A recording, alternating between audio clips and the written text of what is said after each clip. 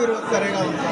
Expose कर दिया, मन भर गया तरीके से इसराइल कंपनी और आरएसएस भाजपा का ढंग से मन भर गया।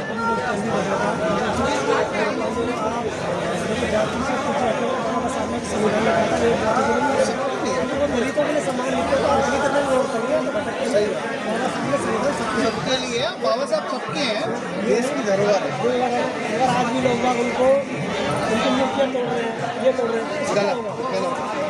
हमारे बाबा साहब के बारे में गलत बोलते हैं लोग बाग। आज भी फेसबुक इंस्टाग्राम खोल के देखो, मूर्ख लोग जो होते हैं, देशद्रोही लोग जो होते हैं, वो बाबा साहब के बारे में गलत बातें करते हैं, या किसी भी महापुरुष के बारे में अगर कोई गलत बात कर रहा है तो वो देश विरोधी है। सही बात है। वो देश विरोधी है, बहुत क्लियरली बता दूं। तो हमें हमारे देश के सभी महापुरुषों का सम्मान करना चाहिए। महापुरुष हमारे देश की धरोहर है, चाहे कोई भी महापुरुष हो। हमारे बाबा साहब के बारे में गलत बोलते हैं, हमारे चंद्रशेखर भैया के बारे में गलत बोलते हैं। बाबा साहब, तो मैं ये पूछना चाहती हूँ, चंद्रशेखर भैया कौन सी जगह नहीं पहुँचे जो गलत होता है? देश के किसी भी नागरिक के बारे में गलत बातें नहीं बोलना चाहिए। बाबा साहब हैं या दूसरे कोई भी महापुरुष है, किसी के बारे में भी गलत मत बोलिए। मेरा अपना अनुरोध और मेरी अपनी यही प्रार्थना रहती है।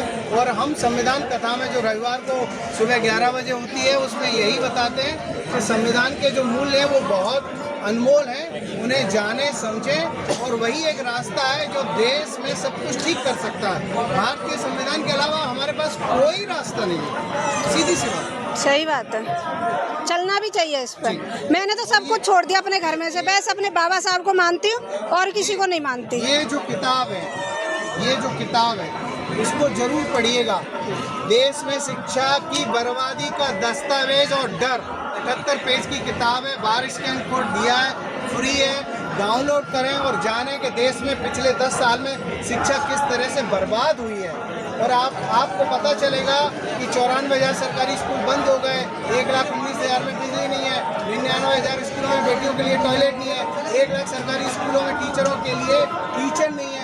तो ये जो स्थिति बनी हुई है, 14,505 सरकारी स्कूल, पीने का पानी नहीं है, तो ये भयावह स्थिति, शिक्षा टोटली बर्बाद हो गई है। भाजपा आरएसएस ने शिक्षा को समाप्त कर दिया है, अंत कर दिया और पाखंडवाद को बढ़ावा दे दिया देश के अंदर। हाँ, वो तो अलग घटना है। तो सारे इवन टॉयलेट में स्कूल चल रहे हैं, क्लास चल रही है, ये सब डॉक्यूमेंट है। ये सब डॉक्यूमेंट है। बच्चों की जो चोरी हो रहे हैं, बच्चे महिलाओं के साथ रेप की घटनाएं हो रही हैं बहुत। इस चीज पे तो इतना वो हो रहा है, जहाँ आप देखोगे ना वहीं ये सब की नजर आएगी। 13 साल की बच्ची के साथ जो घिनौना अपराध हुआ, बहुत शर्मनाक घटना है।